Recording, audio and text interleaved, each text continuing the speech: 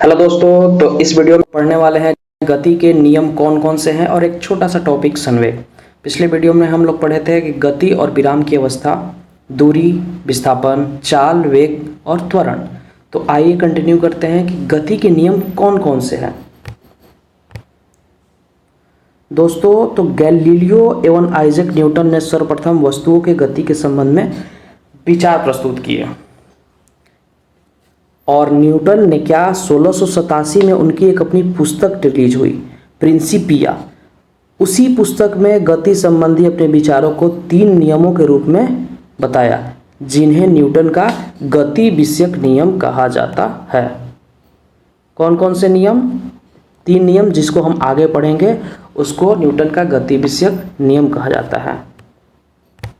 तो आइए देखते हैं कि वो 3 नियम कौन कौन से हैं। गति का प्रथम नियम। हाँ, एक और चीज़ मैं बताना चाहता हूँ कि ये जो बुक प्रिंसिपिया है, इसके बारे में एग्जाम में एक बार पूछा भी है कि न्यूटन ने अपनी किस पुस्तक में गति के नियमों की व्याख्या की, तो प्रिंसिपिया। तो आइए फर्स्ट नियम पढ़ते हैं हम। गति का पहला नियम, गति का फर्स्ट नियम को बोलते हैं लॉ ऑफ इनर्शिया। यानी कि सीधा एक क्वेश्चन बनता है क्या कि किस नियम को जड़त्व का नियम भी कहते हैं। तो न्यूटन के प्रथम नियम को क्या कहते हैं? जड़त्व का नियम। इसके अनुसार यदि कोई वस्तु विराम अवस्था में है तो वह विराम अवस्था में ही रहेगी, या एक समान गति से सीधी रेखा में चल रही है तो वह वैसे ही चलती रहेगी जब तक उस पर कोई बाह्य असंतुलित बल ना लगे।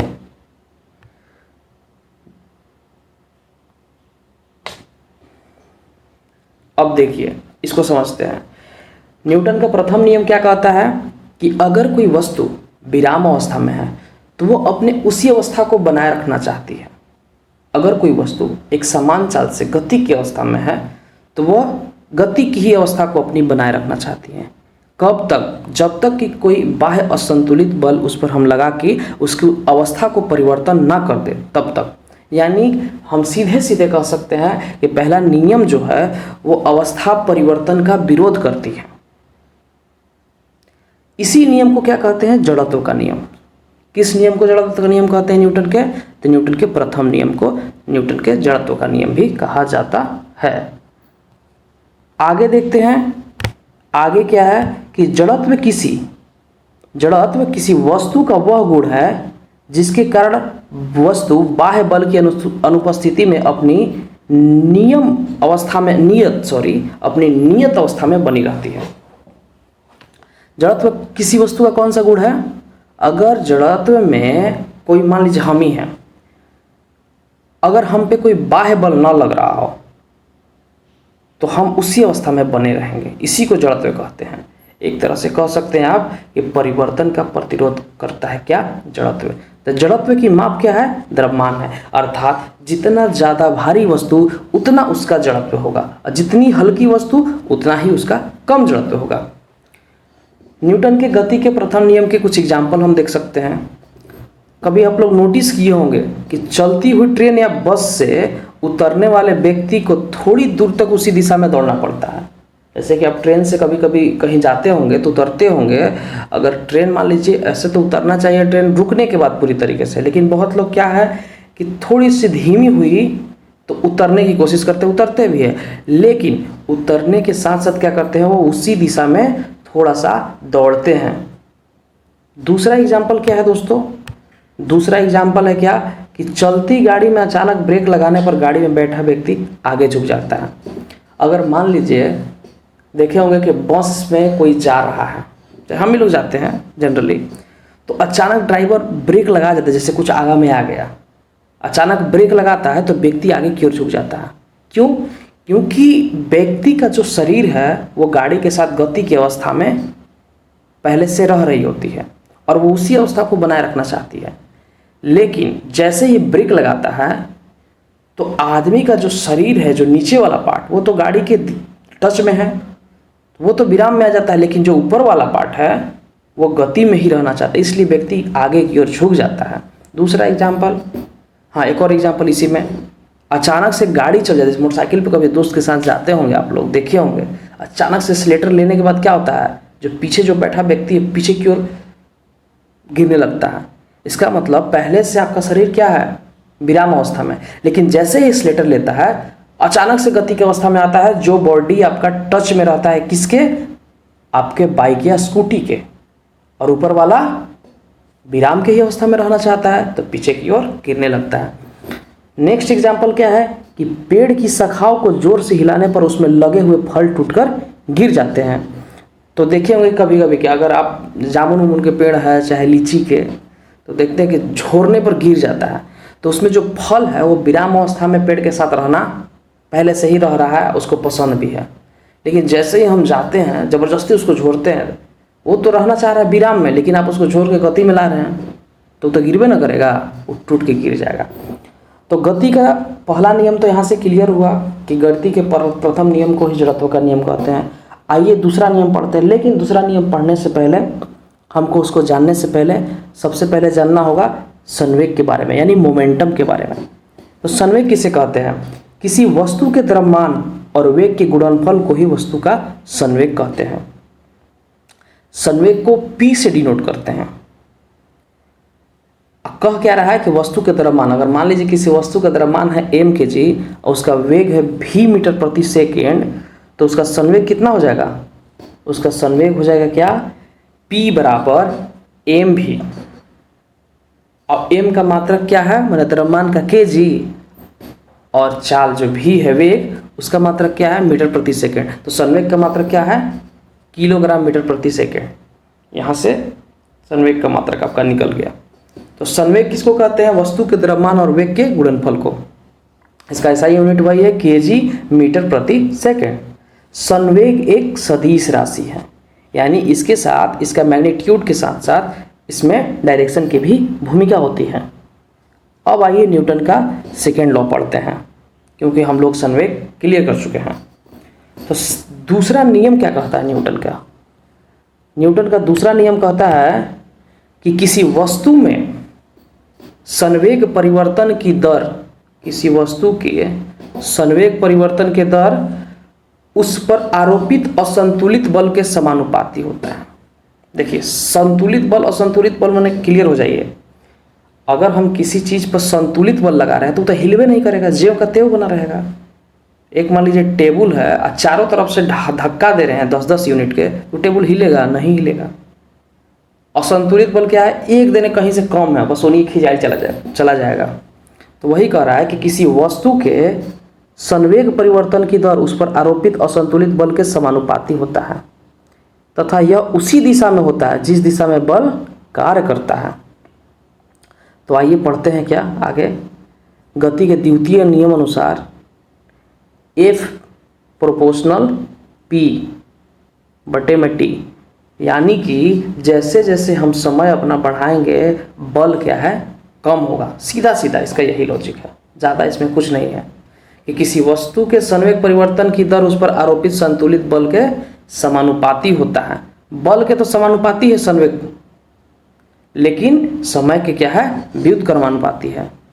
यानी बल बढ़ाएंगे तो संवेग भी बढ़ेगा, लेकिन समय बढ़ाएंगे तो बल घटेगा। तो आइए एग्जाम्पल के थ्रू हम लोग इसको आगे समझते हैं। यहाँ पे क्या है, हम लोग तो अभी पता है कि एक जो है प्रोपोर्शनल है P बटे T के। अब देखिए P को क्या बोलते हैं, संवेग, अभी हम लोग पढ़े। तो संवेग परिवर्तन तो mv होगा, तो P इक्वल टू क्या होता है, mv होता है, तो v माइनस यू, क्योंकि वेग परिवर्तन के बारे में हम लोग पढ़ रहे हैं। तो F proportion v minus you बटे T को हम लोग क्या कहते हैं, त्वरण कहते हैं। तो आराम से F प्रोपोर्शनल m में, जैसे ही प्रोपोर्शनल का ची हम लोग हटाते हैं बराबर आ जाता है और k आ जाता है। k क्या है, कांस्टेंट है। अब देखते हैं क्या कि अगर द्रव्यमान, बल और त्वरण के मात्रक SI में होते हैं तो k का मान क्या आ जाएगा, 1 आ जाएगा।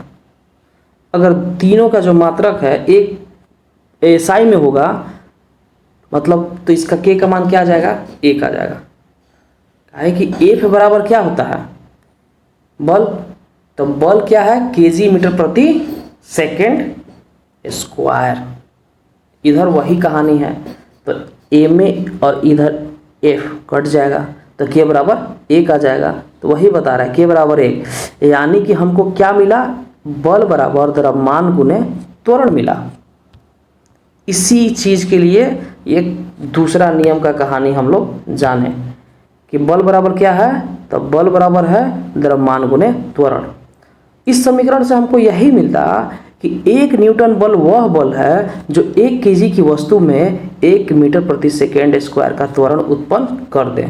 न्यूटन का 1 न्यूटन बल क्या है कि 1 केजी की वस्तु में वो 1 मीटर प्रति सेकेंड स्क्वायर का त्वरण उत्पन्न करता है। यानी कि इससे साफ यही पता चला कि बल का मात्रक न्यूटन है, त्वरण का मात्रक मीटर प्रति सेकेंड स्क्वायर है और द्रव्यमान का केजी है। अब दूसरा नियम के कुछ अनुप्रयोग हम लोग देख लेते हैं। कभी हम देखते होंगे, आप जाइए चाहे हम जाए कोई भी जाए, क्रिकेट खेलते वक्त जो लोग कैच लेते हैं उस टाइम हाथ थोड़ा सा पीछे ले जाते हैं, काहे कि समय को बढ़ाते हैं। समय अगर बढ़ेगा तो बल घटेगा, इसीलिए चोट कम लगता है। नहीं तो बॉल आया उसी प्रकार वहीं रोक लीजिए उसको, आपको चोट ज़्यादा लगेगा। एक और एग्जांपल क्या, जो गाड़ी उड़ी में बैठे होंगे, मोटरसाइकिल में चाहे 4 व्हीलर कुछ में, देखे होंगे कहीं गड्ढा जाता है तो जितने बढ़िया गाड़ी रहता है ना उतने कम झटका देता है, उतने कम घाव लगता है। काहे कि स्प्रिंग लग रहता है उनमें और शॉक एब्जॉर्बर लगाए जाते हैं, इसीलिए। नहीं तो बैठे टेम्पू पे खड़ास होने के लिए लगता है घाव। तब आते हैं न्यूटन के गति के थर्ड नियम पढ़ते हैं, जिसे क्या बोलते हैं, क्रिया प्रतिक्रिया का भी नियम बोलते हैं। थर्ड लॉ ऑफ मोशन यानी action reaction law. Third law क्या बोलता है कि प्रत्येक क्रिया की उसके बराबर तथा विपरीत दिशा में प्रतिक्रिया होती है। मतलब हम किसी को एक थप्पड़ मारे तो हमारे हाथ पे भी उतने लगेगा बल से घाव, लेकिन इसका जो दिशा है, डायरेक्शन है, बदल जाएगा। हम मारे पूर्व तो उधर जाएगा पश्चिम तरफ, समझ गया। तो भाई क्या है, अब कहेंगे कि हमको चोट नहीं लगता है। अरे तो गाल कोमल होता है तो चोट लगेगा नहीं गाल पे, हाथ है, हाथ कोमल है, काम करते करते हाथ एकदम मजबूत भी रहता है, इसीलिए हाथ पे चोट नहीं लगता है। और नहीं विश्वास है तो कभी हाथ से मारिए दीवार पर, तब चोट लगेगा। गाल पर मारिएगा तो थोड़े चोट लगेगा।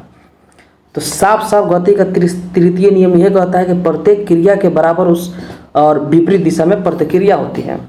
तो आगे हम पढ़ते हैं क्या कि क्रिया जो प्रतिक्रिया बल है, क्रिया प्रतिक्रिया एक युग्म के रूप में अलग अलग वस्तु पर कार्य करते हैं, न कि एक ही वस्तु पर। क्रिया प्रतिक्रिया बल एक ही वस्तु पर कैसे काम करेगा, सिंपल सी चीज़ है। एक वस्तु अगर बॉल है तो सिर्फ वो रखल रहेगा उस पर काम करेगा नहीं, उसको पड़काएंगे तो एक वस्तु तो गेंद हो गया, दूसरा का क्या होगा, जमीन हो गया। मान लीजिए ये गेंद है, ये जमीन है, यहाँ पड़काएंगे तो अपने 2 वस्तु हुआ ना, जमीन या एगो गेंद। तो ये हमेशा 2 वस्तु पर काम करती है, यानी एक युग्म पर काम करती है क्रिया प्रतिक्रिया बल। इसके कुछ एग्जाम्पल कौन कौन से हैं, तो जब बंदूक से हम गोली छोड़ते हैं तो देखते हैं कि पीछे की ओर झटका देती है। खैर हम तो कभी छोड़े नहीं है, लेकिन फिल्म में देखे हैं, बॉर्डर फिल्म में तोप छोड़ता था तो पीछे की ओर धकेलता था हल्का तोपुआ। अब आइए दूसरा एग्जाम्पल, नाव चलाने के लिए जो चप्पू से जल पीछे की ओर ढकेलते हैं ना, तबे नाव चलता है। यानी कि एक हम पीछे की ओर बल लगाया और आगे की ओर वो नाव हल्का ठेलाया, मैंने चला। यहाँ तक कि जो हम भार भी अनुभव करते हैं वो भी प्रतिक्रिया बल का उदाहरण है। जैसे कि हम खड़े हैं तो जो भार हम महसूस कर रहे हैं वो भी प्रतिक्रिया बल का ही एग्जाम्पल है। तो कौन कौन से एग्जाम्पल, एक गोली वाला हुआ, दूसरा का नाव वाला हुआ, फिर हम वह जो भार वाला अनुभव करते हुआ। तो इस वीडियो के माध्यम से न्यूटन के तीनों नियम खत्म हुआ। आगे हम देखते हैं क्या लेके आते हैं, जो लेके आएंगे एकदम बेस्ट लेके आएंगे। Thank you so much.